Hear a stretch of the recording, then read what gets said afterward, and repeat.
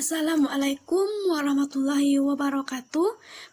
Perkenalkan, nama saya Bulda Hidayati dengan NIM 1930 111094. Baik, di sini saya akan menjelaskan materi tentang kelompok dan organisasi di Minangkabau. Suku di Minangkabau. Pada awal pembentukan budaya Minangkabau oleh Datuk Katumangunan dan Datuk Perpatih Nusa Batang, hanya ada ampe suku induk dari dua kelarasan. Suku-suku tersebut adalah 1. Suku Koto, 2. Suku Peliang, 3. Suku Bodi, ampe suku Caniago. B. Nagari di Minangkabau.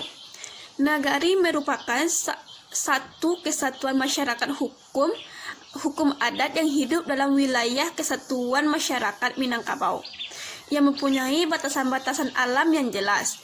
Di bawah pimpinan penghulu mempunyai aturan-aturan tersendiri serta menjalankan pengurusan berdasarkan musyawarah mufakat. Pada awal adanya nagari di Minangkabau, negari itu mempunyai limbago atau limbaga sebagai institusi yang mengatur kehidupan masyarakat nagari dalam bidang adat, budaya, hukum, ekonomi, pertanian, sosial, pemerintahan, dan agama. Limbago itu disebut dengan Tungku Tigo Sajarangan yang terdiri dari nini mama, alim ulama, dan cerdik pandai. C.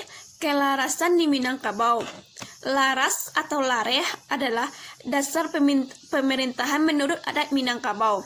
Kelarasan adalah sistem pemerintahan menurut adat Minangkabau. Ada dua kelarasan di Minangkabau, yaitu kelarasan Bodi Caniago dan kelarasan Koto Piliang. 1. Kelarasan Koto Piliang yang menjalankan pemerintahan dipimpin oleh Datuk Bandaro Putih. Pemuncak Koto Piliang berkedudukan di Sungai Tarap.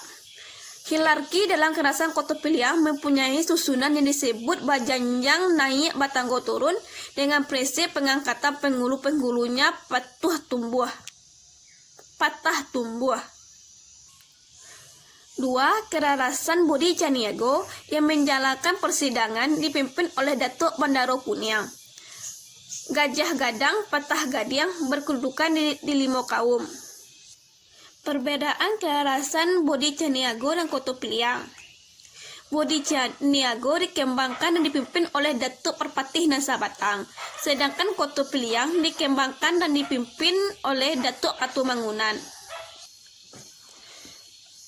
Bodi Caniago berdaulat pada rakyat dan diungkapkan Putih Rundiang Desa Kato, Ranca Rundiang disepakati, Kato Surang dibulei, Kato Basamo, Kato Mufakat. Saukua muko menjadi sesuai muko takana. Tuah Desako Maloyo Rundiang dimufakati. Dilahirlah Samo nyato di batin buliah diulei.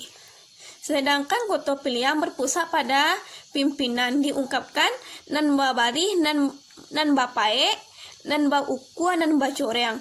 Titiak dari ateh turun dari tanggo, tabujur lalu tabalintang patah. Semboyan dari Bodi Caniago yaitu membasui dari bumi, sedangkan Koto Piliang semboyannya titiak dari ateh. Bodi Caniago bersifat demokratis, sedangkan Koto Piliang bersifat otokratis. Bodi Caniago bersifat demokratis, sedangkan Koto Piliang bersifat otokratis. Bodi Caniago pengambilan keputusan mengutamakan mufakat. Keputusan diambil berdasarkan kesepakatan bersama. Sedangkan Koto Piliang pengambilan keputusan berpedoman pada kebijakan dari atas. Bodi Caniago penggantian gelar pusako secara hidup bakarelaan. Artinya, penghulu bisa diganti jika sudah tidak mampu lagi melaksanakan tugasnya. Sedangkan Koto Piliang penggantian gelar pusako secara mati batungke budi. Artinya, Penghulu baru bisa digantikan jika sudah meninggal. Budi Caniago pewarisan gelar disebut gadang bagili. Artinya, gelar penghulu boleh digili pada kaum mereka walau bukan saparoi, asalkan melalui musyawarah. Sedangkan koto pilihan pewarisan gelar disebut patah tumbuh hilang baganti. Artinya, gelar penghulu harus tetap di pihak mereka yang saparoi atau sekeluarga. Bodi Caniago rumah gadang lantainya rato saja dari ujung sampai pangkal.